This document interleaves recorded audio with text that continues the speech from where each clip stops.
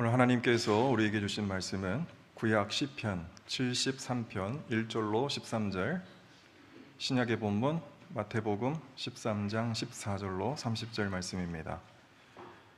먼저 구약의 말씀 시편 73편 1절로 13절의 말씀 제가 봉독하겠습니다. 말씀을 봉독할 때 우리 하나님의 음성을 듣게 되시기를 바랍니다. 하나님은 마음이 정직한 사람과 마음이 정결한 사람에게 선을 베푸시는 분이건만 나는 그 확신을 잃고 넘어질 뻔했구나. 그 믿음을 버리고 미끄러질 뻔했구나. 그것은 내가 거만한 자를 시샘하고 악인들이 누리는 평안을 부러워했기 때문이다. 그들은 죽을 때에도 고통이 없으며 몸은 멀쩡하고 윤기까지 흐른다. 사람들이 흔히들 당하는 그런 고통이 그들에게는 없으며 사람들이 의뢰 당하는 재앙도 그들에게는 아예 가까이 가지 않는다. 오만은 그들의 목걸이요 폭력은 그들의 나들이 옷이다. 그들은 피둥피둥 살이 쪄서 거만하게 눈을 지켜뜨고 다니며 마음에는 헛된 상상이 가득하며 언제나 남을 비웃으며 악의의 찬말을 쏘아붙이고 거만한 모습으로 포곤하기를 즐긴다. 입으로는 하늘을 비방하고 혀로는 땅을 휩쓸고 다닌다. 하나님의 백성마저도 그들에게 흘려서 물을 들이키듯 그들이 하는 말을 그대로 받아들여 덩달아 말한다. 하나님인들 어떻게 알 수 있으랴? 가장 높으신 분이라고 무엇이든 다 알 수가 있으랴? 하고 말한다. 그런데 놀랍게도 그들은 모두가 악인인데도 신세가 언제나 편하고 재산은 늘어만 가는구나. 이렇다면 내가 깨끗한 마음으로 살아온 것과 내 손으로 죄를 짓지 않고 깨끗하게 살아온 것이 허사라는 말인가? 신약의 말씀 마태복음 13장 14절로 30절 말씀입니다. 이제 제가 봉독합니다. 이사야의 예언이 그들에게서 이루어지는 것이다. 너희가 듣기는 들어도 깨닫지 못하고 보기는 보아도 알아보지 못할 것이다. 이 백성의 마음이 무디어지고 귀가 먹고 눈이 감기어 있다. 이는 그들로 하여금 눈으로 보지 못하게 하고 귀로 듣지 못하게 하고 마음으로 깨닫지 못하게 하고 돌아서지 못하게 하여 내가 그들을 고쳐주지 않으려는 것이다. 그러나 너희 눈은 지금 보고 있으니 복이 있으며 너희 귀는 지금 듣고 있으니 복이 있다. 그러므로 내가 진정으로 너희에게 말한다. 많은 예언자와 의인이 너희가 지금 보고 있는 것을 보고 싶어 하였으나 보지 못하였고 너희가 지금 듣고 있는 것을 듣고 싶어 하였으나 듣지 못하였다. 너희는 이제 씨를 뿌리는 사람의 비유가 무슨 뜻을 지녔는지를 들어라. 누구든지 하늘나라를 두고 하는 말씀을 듣고도 깨닫지 못하면 악한 자가 와서 그 마음에 뿌려진 것을 빼앗아간다. 길가에 뿌린 씨는 그런 사람을 두고 하는 말이다.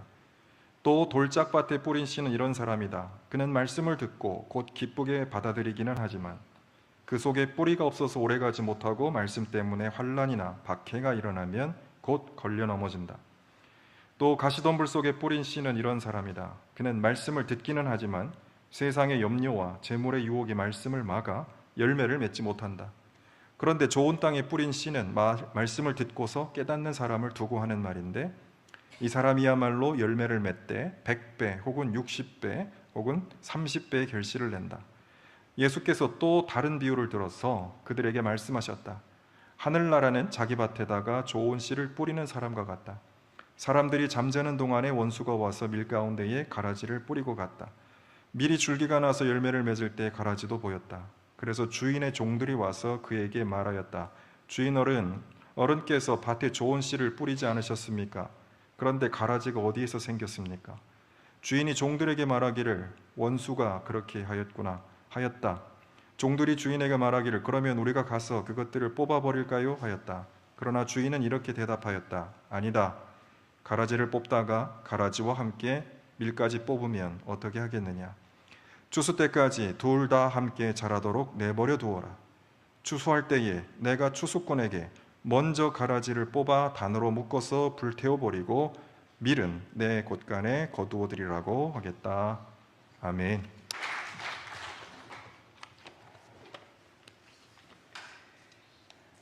우리가 살아가는 세상은 가라지로 가득한 밀밭과 같이 부조리한 곳입니다. 오늘 본문에 가라지 비유 말씀을 가르치고 또 우리에게 전해준 마태 공동체, 그 공동체의 삶의 현장이 바로 그러했습니다. 주후 90년쯤 시리아 혹은 유대 어느 한 벽촌에 있었던 작은 신앙 공동체였을 것입니다. 그들은 로마 황제를 신으로 섬기지 않는다고 해서 로마로부터 박해를 받았습니다. 또 유대교 지도자와 다른 눈으로 율법을 잊고 다른 길을 걷는다고 해서 유대 종교로부터 또 핍박을 받았습니다. 당시 주요 문명인 헬레니즘으로부터는 덜 떨어진 사람들, 그래서 무시당하고 심지어 경멸을 받기도 했습니다. 이런 박해와 비난을 못 견뎌서 아예 교회를 떠나는 배교자들도 생겼습니다. 그러다 나중 다시 돌아오기도 했습니다. 마태복음 18장을 보게 되면 70번씩 7번 용서해라. 그리고 100데나리온 빚을 진 사람과 1만 데나리온 빚진 자 이야기가 나오는데, 그 용서에 대한 말씀은 어쩌면 이런 고난의 시기에 교회를 떠났다가 다시 돌아오는 사람들을 어떻게 대할 것인가 하는 데 대한 교회의 가르침이었던 것 같습니다. 이런 어려운 상황 속에서 금방 오시겠다고 하는 주님의 재림은 한없이 지연됐습니다. 안팎으로부터 어려움에 처해 있었던 곤혹스러운 현장, 그것은 바로 가라지가 가득한 밀밭이고 오늘 우리들이 살아가는 삶의 현장이기도 합니다.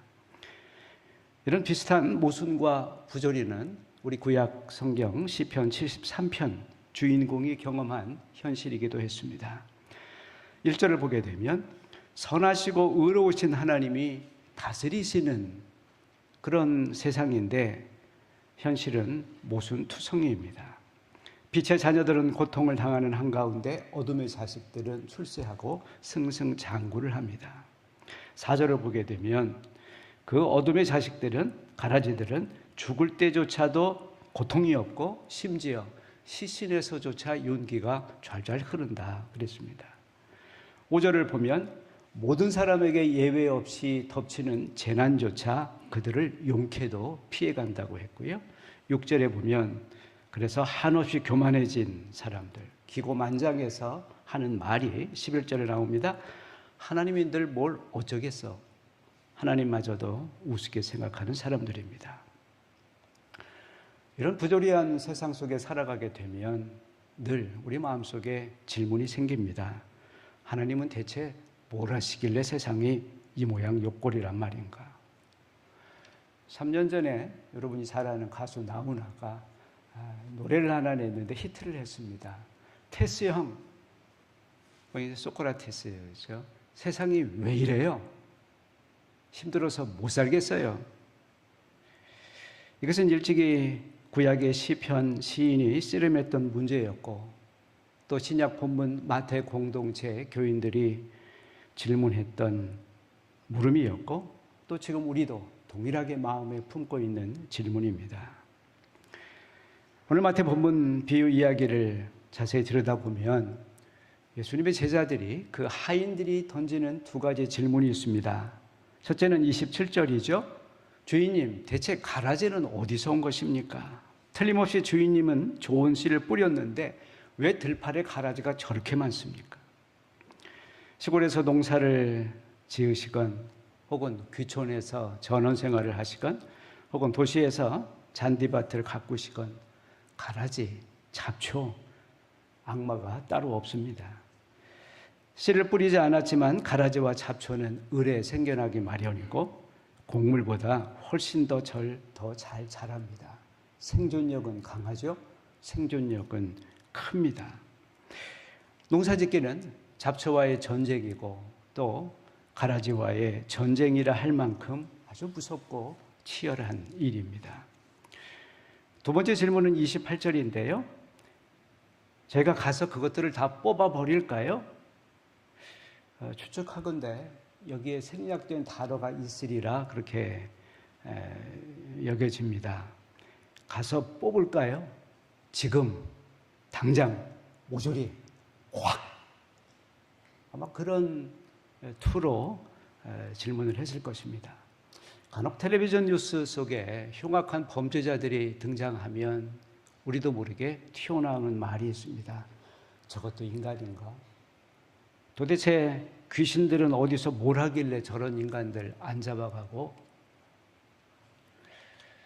우리만 아니라 사실은 존경스러운 예수님 제자들도 비슷했습니다.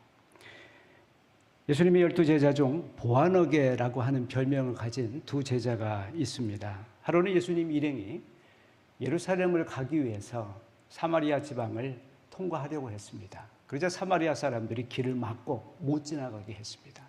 왜냐하면 유대인들이 평상시에 사마리아 사람들을 무시하고 경멸했기 때문에. 그래서 예수님 일행은 어쩔 수 없이 한두 시간이면 갈 길을 멀리 돌아서 여러 시간 걸쳐서 가시게 됩니다. 그때 화가 치민 야고보 요한이 소리를 쳐도 선생님, 천둥과 번개로 저것들을 그냥 다 태워버릴까요? 그래서 보아너게라 별명을 지어줬습니다. 천둥과 번개 같은 과격한 그런 사람들입니다. 상황이 이렇게 심각한데, 그래서 진지하게 던지는 질문인데 주인은 대수롭지 않게 생각을 하는 것 같습니다. 아니, 별로 관심도 두지 않겠다는 태도입니다. 유감이지만 그건 네가 물을 게 아니야. 신경 꺼. 뭐 이런 투로 주인이 질문을 대답하고 있습니다.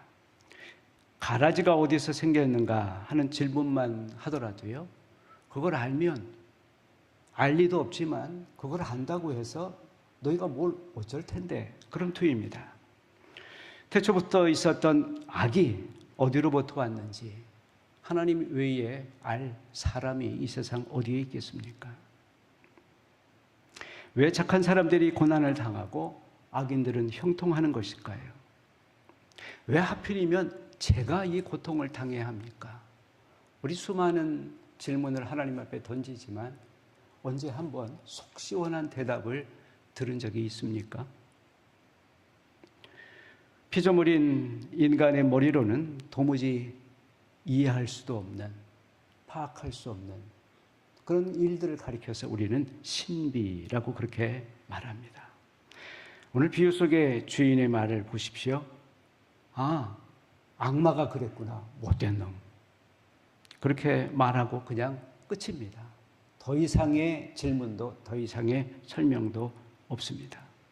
사실은 예수님조차도 광야에서 악마의 시험을 견디시고 마침내 이기셨을 뿐 그 존재의 근원을 물음을 가지고 씨름하지는 않으셨습니다.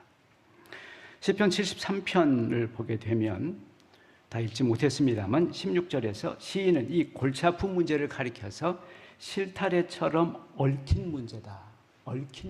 그렇게 표현하고 있습니다. 여러분이 아시는 유진 피터슨 목사님의 메시지 성경의 번역을 보니까 이렇게 되어 있습니다.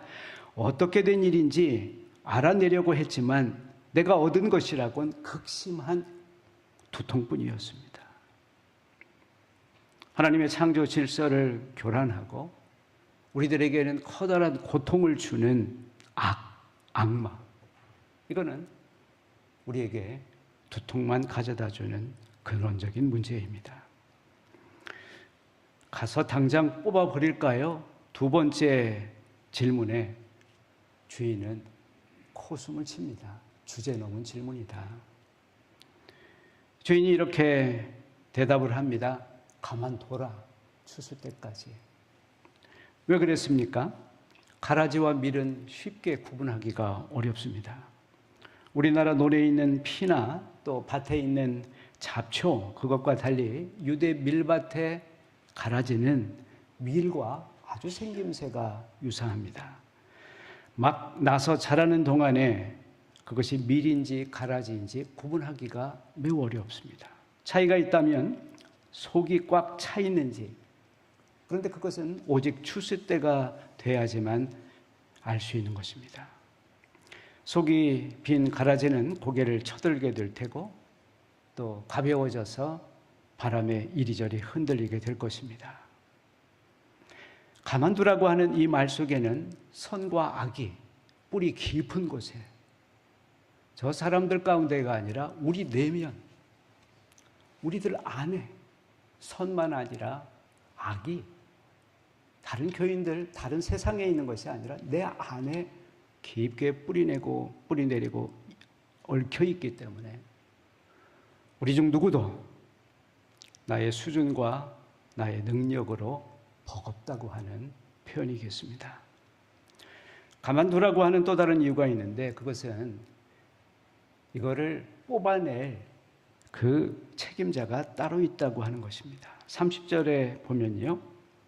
내가 추수꾼에게 가라지를 뽑도록 하겠다. 그리고 또 41절에 나중에 예수님이 비유를 이제 제자들에게 해설해 주시는데 거기를 보면 추수꾼을 가리켜서 천사들이라 그렇게 말했습니다. 가라지를 뽑는 일, 심판을 하는 일, 그건 인간이 하는 일이 아니라 하나님의 천사들의 일이라고 하는 겁니다. 예수님의 제자들에게조차 맡겨지지 않은 하나님 자신의 일입니다. 우린 역사 속 수많은 피해 혁명들을 보아왔습니다. 자기들의 힘으로 가라지를 뽑아내겠다고 하는 의지였습니다. 그러나 그 혁명의 광기 속에 얼마나 많은 새로운 가라지들이 새로 생겨났습니까? 악을 처단했던 혁명가는 얼마 후에 단도대에서 목숨을 잃었습니다. 그것이 인간의 역사입니다. 예수님이 도덕주의자들, 율법주의자들을 비판하고 제발 남을 정죄하지 말라 그렇게 말씀하신 이유가 무엇입니까? 도덕적이건 종교적이건 남들보다 우월하다고 하는 그런 사람들이 악의 뿌리가 될 수 있기 때문입니다. 우리들의 수준이 이런데도 자기네 교인들을 추수꾼이라고 그렇게 부추기는 집단이 있습니다. 어딘지 아시죠? 신천지입니다. 그들은 일반 교회 신자들을 가리켜서 가라지라고 그렇게 정죄를 합니다. 그리고 자기네는 알곡이고 추수꾼이라고 세뇌시킵니다. 일반 교회에 가서 교인들을 추수해 오라고 지시를 하죠. 말이 추수지 교인들을 도둑질하고 강도질하는 일입니다. 자신들은 추수꾼이라고 하는, 자신들은 밀이라고 확신하는 이 도덕적 종교적 오만, 그것이 신천지 교인들의 가장 심각한 문제입니다. 제가 어떤 분하고 커피를 마시다가 재미난 이야기를 들었습니다. 고양이도 길러봤고 개도 길러본 분인데요. 기르다 보니까 고양이와 개의 차이가 있더랍니다. 개는 자기 주인을 하나님처럼 믿고 따르고 복종합니다. 그런데 고양이는 자기 주인을 종처럼 생각해서 집산 신부들로 전락시켜 버리고 만듭니다. 그렇다면 가라지들로 가득한 이 밀밭에서 우리가 던져야 할 질문은 어떤 것일까요? 가라지가 어디서 왔는지, 가라지를 당장 뽑아내든지, 그런 분수에 넘치는 질문이 아니라 자기 분수에 알맞는, 자기 수준에 알맞는 질문을 찾아내고 던지는 것입니다. 미국에서요, 땅콩 박사로 알려진 아주 유명한 분이 있습니다. 조지 워싱턴 커버라고 하는 박사님이십니다. 노예 제도가 절정일 1800년대 중엽에 미주리주 한 가난한 흑인 노예 아들로 출생을 했습니다. 어려서부터 신앙심이 깊었고 또 공부를 잘했습니다. 흑인 최초로 농학 박사를 받았습니다. 엘라바마주 터스키키 연구소의 교수로 초빙이 됐고요. 거기서 가르치는 동안, 연구하는 동안 매주 교회에 가서 성경을 가르쳤고 학교에서도 학생들에게 성경을 가르쳤습니다. 당시 미국 남부는 전부 목화 농장이었습니다. 그런데 1900년 초에 가구미병이라고 하는 큰 병이 들었습니다. 온 목화밭이 초토화됐습니다. 그때 카버 박사는 자신이 연구하던 땅콩을 대체 작물로 추천하게 됩니다. 그 덕에 농부들은 가구미병을 극복했고 황폐했던 땅은 다시 비옥해졌습니다. 그런데 뜻하지 않은 문제가 발생했습니다. 집집마다 땅콩을 경작하니까 이 과잉 생산된 땅콩을 어떻게 해결할지 처분이 막막했습니다. 농부들의 원성과 비난이 커버 박사에게 집중되었습니다. 먼 훗날 이분이 신문 인터뷰하면서 했던 그 시절을 회상하면서 일화가 있는데, 이 곤혹스러운 어느 날 그가 숲속에 들어가서 하나님께 원망 섞인 말투로 질문을 합니다. 하나님, 대체 뭐 하려고 이 세상을 창조했습니까? 그때 하나님이 답하시죠. 네 작은 소견으로는 네가 너무 큰 것을 알려고 해서 어렵다. 네 분수를 좀 알고 수준에 맞는 질문을 한번 해보거라. 마음속에 그렇게 음성이 들려왔습니다. 한참 후에 다시 질문을 합니다. 하나님, 대체 인간은 뭐에 쓰려고 세상에 남겨두셨습니까? 아직도 네가 주제넘구나. 고민이 돼서 오랜 묵상 후에 이번엔 조심스럽게 질문을 합니다. 하나님, 당신은 무엇하려고 이 땅콩을 만드셨습니까? 땅콩 때문에 내 머리가 아파 죽겠습니다. 그러자 음성이 들려왔답니다. 됐다. 이제야 네 수준에 딱 맞는 질문이다. 땅콩 가지고 실험실로 가서 하던 연구를 계속해보거라. 여러분 아셨습니까? 이분이 실험실에서 땅콩을 연구해서 얻은 신물질이 300가지였습니다. 그는 백인들의 멸시나 차별도 개의치 않았습니다. 오직 가난한 흑인들의 생활 수준을 향상시키기 위해서, 미국 산업의 발전을 가져오기 위해서 노력했습니다. 그 결과 당대 유명한 에디슨만큼이나 유명했고, 또 흑인은 물론 백인으로부터 존경받는 사람이었습니다. 카버 박사에게 맞는 질문이 땅콩이었다면 오늘 우리들에게 맞는 질문은 무엇일까요? 첫 번째는 가라지들을 어떻게 견딜 것인가 하는 것입니다. 사람들이 가라지를 대하는 태도는 죄송합니다. 크게 두 가지인 것 같습니다. 하나는 소극적으로 가라지들로부터 자기를 분리시키는 것입니다. 하나는 적극적으로 가라지들을 뽑기 위해서 때려 부수는 일입니다. 예수님 당시 종교적으로 유명했던 에세네파, 그들은 분리하는 태도를 취했습니다. 세상을 떠나 광야로 들어갔습니다. 자신들을 빛의 자녀라고 생각해서 하얀 옷을 입고 집단 공동체 생활을 했습니다. 이들보다 좀 덜 극단적이지만 사람들로부터 자신을 분리시킨 사람이 그 유명한 바리새인입니다. 창녀, 세리, 일반 보통 죄인들, 그들로부터 자신을 분리시켰습니다. 그래서 얻은 이름이 바리새인, 파리사이라고 하는 말은 분리하다, 구분하다 그런 뜻입니다. 반면에 가라지를 아예 공격하는 태도도 있습니다.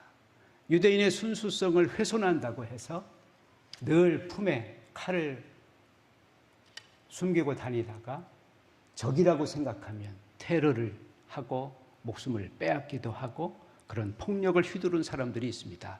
열혈당원. 예수님은 어떤 태도이셨습니까? 이런 사람들 못지않게 그분은 종교적인 거룩함을 추구했지만 이들과는 다른 길을 선택했습니다. 세상으로부터 자신들을 퇴거시키지도 않고 다른 사람을 무시하거나 차별하지도 않고 더욱이 그들을 공격하지 않았습니다. 성가시고 골치 아픈 존재들이었지만 그들과 함께 있었습니다. 다만 다르게 살려고 애쓰셨습니다. 억센 가라지들의 세상에서 초기 기독교인들에게 가장 중요한 덕목은 견디는 것이었습니다. 고난과 멸시를 참고 견디는 꿋꿋함. 믿음장으로 알려진 히브리서 11장, 바로 그 앞에 히브리서 10장 마지막 절에 이렇게 표현하고 있습니다. 여러분이 하나님의 상급을 받으려면 인내해야 합니다. 그리고 이 기자는 인내한 사람들의 이름을 이어서 쭉 열거를 합니다. 인내하는 것, 견디는 것, 그것은 영어로 patience라고 말하고 라틴어 파치오르라고 하는 단어에서 왔습니다. 고통이라고 하는 말과 연결되어 있습니다. 변명하고 싶을 때 침묵하는 것, 한 방이면 끝낼 수 있는 힘을 갖고 있지만 그 힘을 사용하지 않는 것, 한마디 톡 쏴주면서 깊게 상처를 내주고 싶은, 그러나 입술을 굳게 다물고 있는 것. 예수님이 십자가야말로 바로 참고 견디는 인내의 상징입니다. 있어야 할 자리에서 묵묵히 끝까지 그 자리를 지키는 일, 버티는 일, 그것이 십자가의 길이고 승리의 길입니다. 부조리한 밀밭에서 우리가 씨름해야 할 두 번째 마지막 질문은 어떻게 하면 잘 연결어 갈까입니다. 우리의 사명에 대한 것이죠. 내가 왜 살아야 하는지, 그분이 왜 나를 이 땅에 보내셨는지. 우리가 하나님 앞에 나아갈 때에, 그분 앞에 설 때에 받게 될 질문이 있습니다. 너는 속이 찼는가? 네 영혼의 무게는 어느 만큼 되는가? 고난과 시련 속에 있는 마태 공동체에 주신 부활하신 주님의 명령은 마태복음 28장 마지막 절에 나옵니다. 오늘 주보의 오늘의 말씀입니다. 너희는 가서 모든 민족으로 제자를 삼아 아버지와 아들과 성령의 이름으로 세례를 주고 내가 너희에게 명령한 모든 것을 가르쳐 지키게 하라. 꼭 해외 방방곡곡을 다니면서 선교하라고 하는 말로만 해석할 필요는 없을 것 같습니다. 어쩌면 우리 가까이에 있는 이웃들, 그 사람들도 때로는 먼 해외에 있는 사람들처럼 우리와 멀리 있는 사람일 수 있습니다. 그 성가시고 불편한 사람들, 그들을 떠나지 않고 혹은 그들을 내쫓지 않고 그들과 함께 살아가는 것. 우리보다 훨씬 억센 가라지들 속에서 자신의 신앙 그조차 지켜내는 것도 간단한 일은 아닙니다. 그들로부터 떨어져 살거나 아예 없애버리고 싶은 유혹이 생길 때마다 제자들에게 주셨던 그 사명과 함께 주셨던 약속도 기억할 필요가 있습니다. 28장 18절을 보면 내가 하늘과 땅의 모든 권세를 너희에게 주겠다. 그리고 마지막에 20절을 보면 내가 세상 끝날까지 항상 너희와 함께 하겠다. 무더운 여름이 지나고 결실의 계절이 성큼 앞에 와 있습니다. 어제 아침도 오늘 이 아침도 가을 햇살이 굉장히 선선하면서도 따뜻합니다. 온 창조 세계에 생명력을 불어넣으시고 결실하게 도우시는 하나님의 숨결 같다고 하는 느낌이 있습니다. 오곡백과뿐이겠습니까? 그분이 사랑하는 우리들도 이 가을에 영적으로 단단히 연걸어가는 그러한 복된 계절이 되길 바랍니다. 기도하시겠습니다. 주님, 세상 가라지를 탓하고 어느 때는 겁도 없이 뽑겠다고 나섰던 저희를 용서해 주시옵소서. 저에게 믿음을 더해 주셔서 이 세상을 잘 견뎌낼 수 있게 해 주시옵소서. 우리에게 기대하시는 대로 좋은 알곡으로 여물어가는 한 주간 되게 해 주시옵소서. 예수님의 이름으로 기도하였습니다. 아멘.